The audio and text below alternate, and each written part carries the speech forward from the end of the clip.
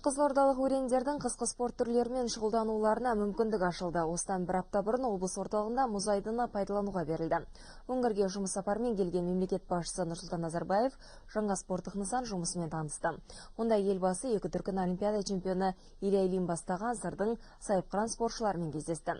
Өңірде мұз айдыны спорттық сауықтыру кешені ашылысымен 60 бала мұзда өнер көрсетудің қыр-сырын үйренуге ниет білдірген.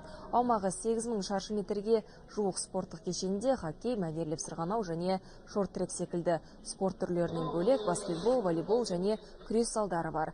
Кешен халықаралық талаптарға сай жасақталған. Қысқы спорт үйірмелерінің алғашқы қарлығаштары мәртебелі меймандар алдында шеберліктерін көрсетті. Елбасы жаңа мұз айдыны облыста қысқы спорт түрлерінің дамуына дем берері сөзсіз деп атап өтті.